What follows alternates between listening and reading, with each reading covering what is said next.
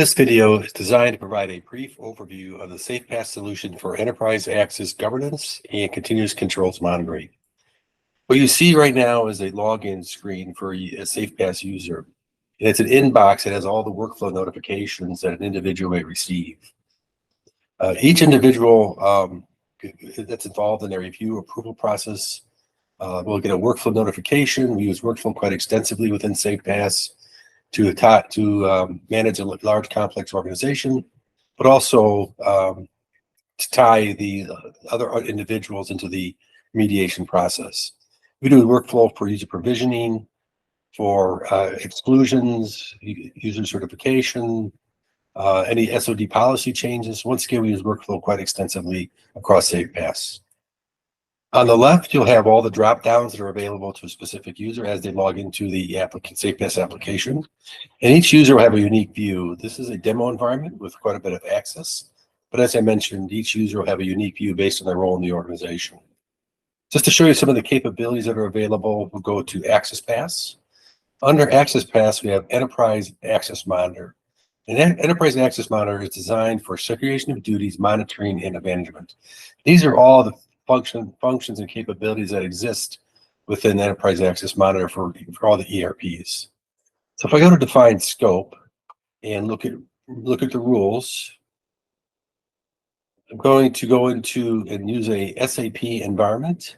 And these are SAP policies that have been established in our demonstration environment as we pursue SafePaaS clients, or SAP clients.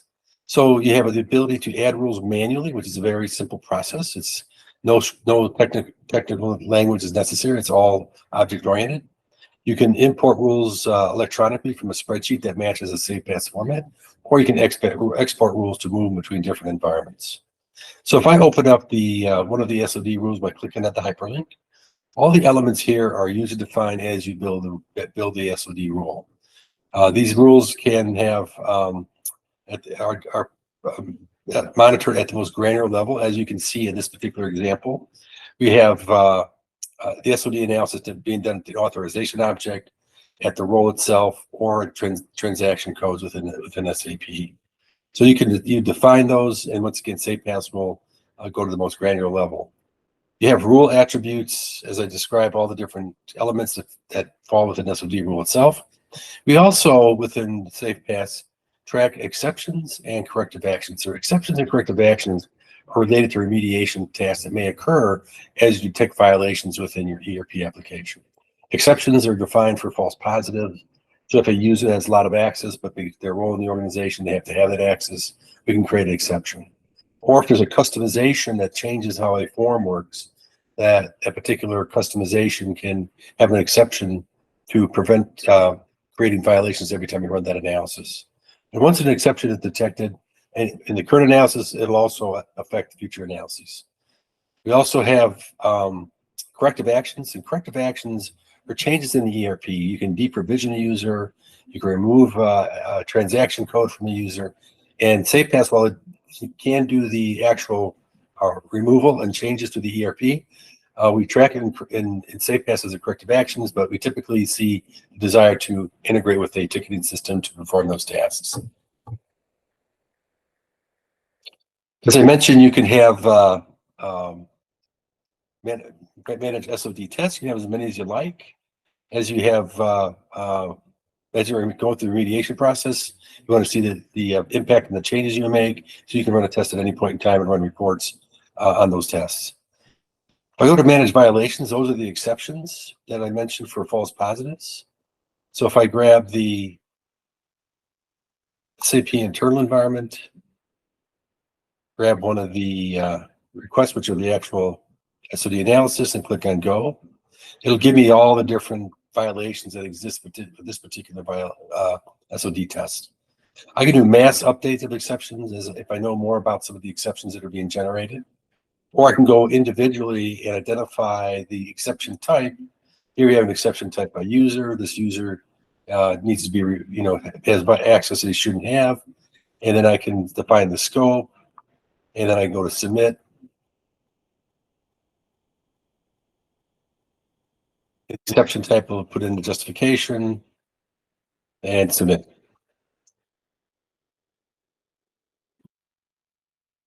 You can also do corrective action, very similar process.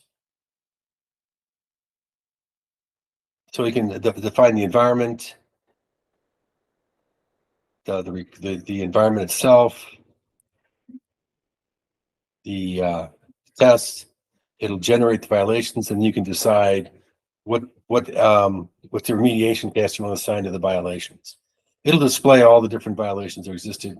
You can filter by role, by rule, by user, and so you can create corrective actions, which are changes to the ERP as part of the remediation process, and it'll track that any except the changes within the SOD policy affected. We also have numerous reports and dashboards.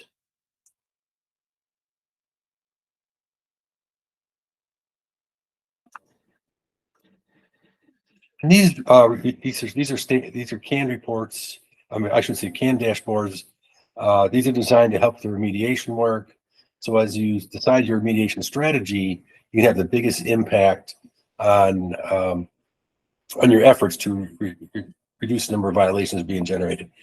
Here we have top 10 rules with violations. So you want to focus some of your efforts on the rule that has the greatest number of highest percentage of violations, which is the Security Administration and Client Administration. Top 10 users with violations. Here we've got a user in our demo environment that's got 59% of the violations. And typically these are related to your IT organization, but they could be for other reasons. And you can also double click from the actual graph itself into the corrective actions. And then once again, if you know it's an IT user, you can issue an exclusion to eliminate the violations. Also, your last 5 tests, you want to see the progress that occurs as you make changes to the remediate the incidents and affect the violations that are being generated. Provide standard analytics for violations by user report. This one is an example.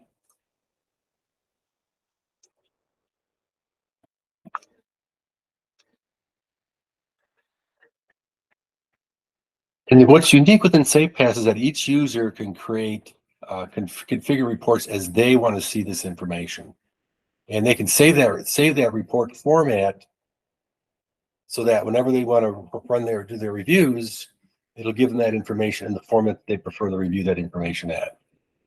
Here we've got a lot of violations, so I can change these reports. So if I wanted to move columns around, I could do that. I wanted to move it from username across the top. Apply it, and then I can also put other filters in there if I wanted to filter by username. If I want to look at a specific filter or other element within the application, I can do that. And then once again, I can save that and reuse that configured report as I see fit. You can also schedule reports to run it automatically, so they're available right after an SOD analysis is executed. There are other reports. Once again, these are violation reports that you can use. Also, we have application access reports. All the users, they're listed in access, their access listings, the entry listings, access hierarchy, so they can see an individual's access and based on the hierarchy of the capabilities that they have available to them. We also have other components of SafePaaS for access management. Roles manager, where you can redesign roles and responsibilities that are SOD compliant before you deploy those within your ERP. We also have user provisioning. So if I go to user provisioning, I can request access for user provisioning through our iAccess. And here we're using the same SAP environment.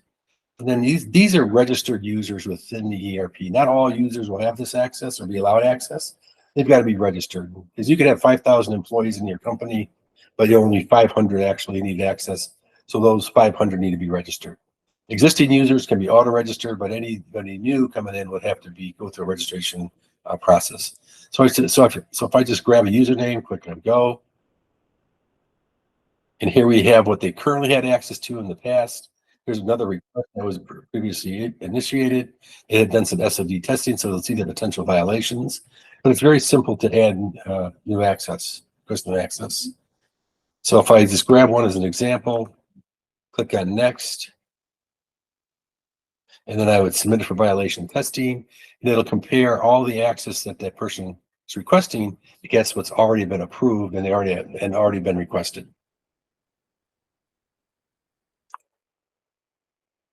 We also have access certification, and access certification can apply to any data source. It can be your ERP application, it can be your database, it can be your operating system, it can be your network.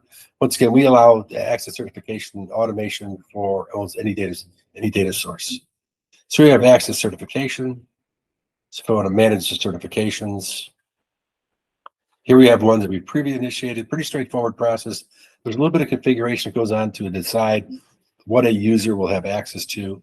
So if I just click on Control C just for the sake of the demo and click on Create,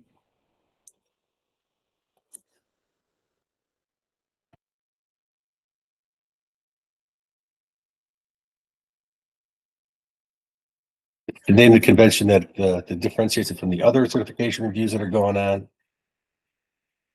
Specify the date range.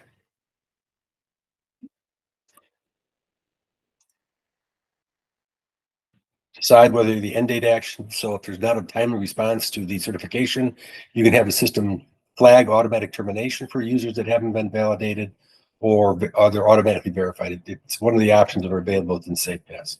Then I click on Create. Oh.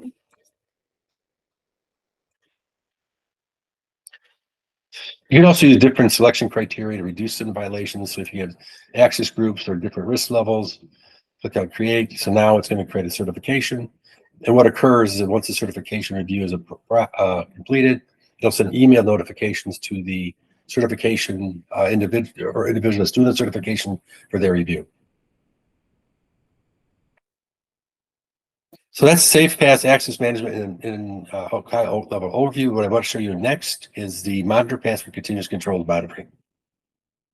This video is an extension to the overview. We want to focus on continuous controls monitoring with SafePaaS solutions for Monitor Pass and Data Probe.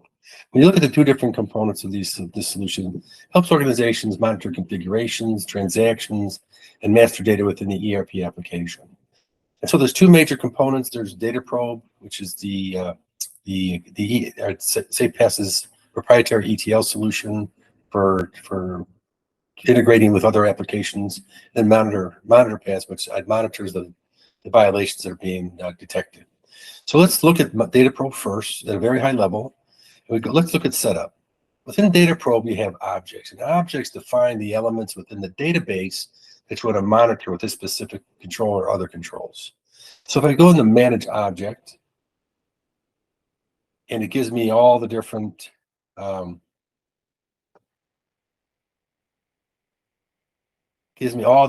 Probe objects associated with this particular environment. Here we have objects for the user security model, where we bring data from the ERP into SafePaaS to do the analytics.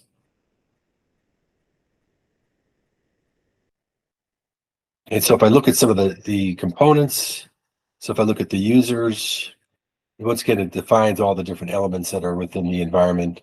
Here you define the object items.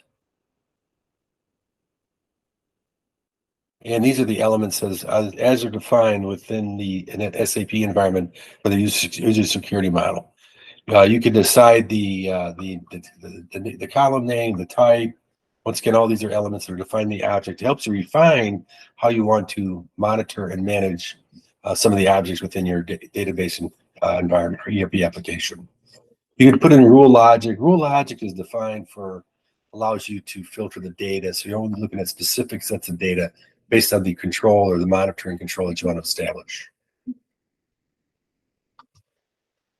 So this one example for SAP, just going to jump over to another, just to give you a little bit different perspective. If we look at Oracle EBS R12, you have the same concept, but they're unique in the fact that you can define objects uniquely for each ERP that you're using. Here we have the example, AP terms is a common requirement across any ERP. So you want to know when AP terms are affected. You define those terms, The joint condition you're seeing here is automatically generated. And I didn't mention, but I want to mention again is this time is objects are set up once, and it's a more of a technical endeavor, and it doesn't require continuous changes on an ongoing basis. We have our object items for AP terms. These are all the elements that are within the object. And then here you could put in rule logic to filter the data. Here we have some filtering conditions that only give me certain objects that has the created by equals a certain value. So once again, those are objects. Objects are at the foundation of any of the monitoring and compensating controls that you create. So when I go look at the next step is monitor pass is to report on the data probe objects that you're monitoring within SafePaaS. So we go to monitor pass and view monitors. So if I go to the procure to pay, where typically where AP would reside, we have other objects, and I should say monitors that are sitting on top of these objects. If we go to AP terms, here you have the AP terms, all the elements. I know it was very brief, but these map to the objects or elements that are defining the objects that we looked at previously. You'd have rule logic here also, so you filter the data at another level. You have people. These are the reviewers and the approvers. When a monitor detects a violation, and that violation is going to require some attention.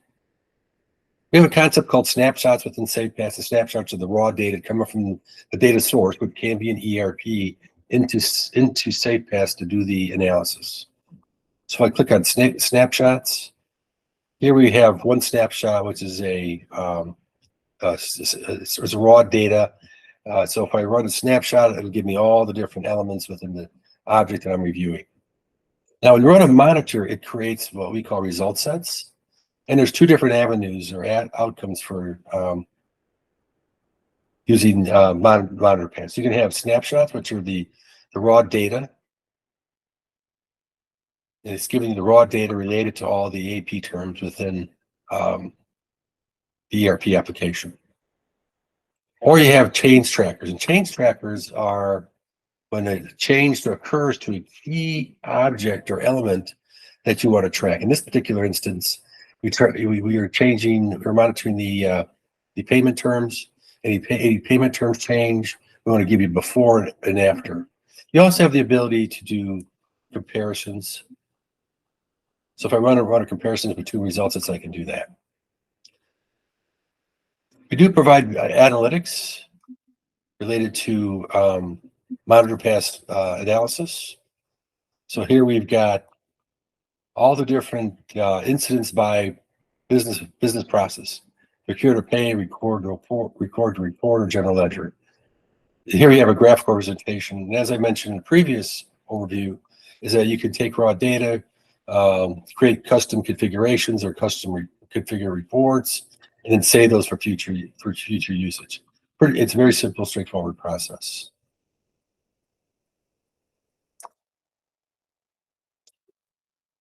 To go back to the primary report, look at the app, and it was across all the reporting capabilities within SafePaaS, you can download to a spreadsheet, because spreadsheets are still important from an audit standpoint.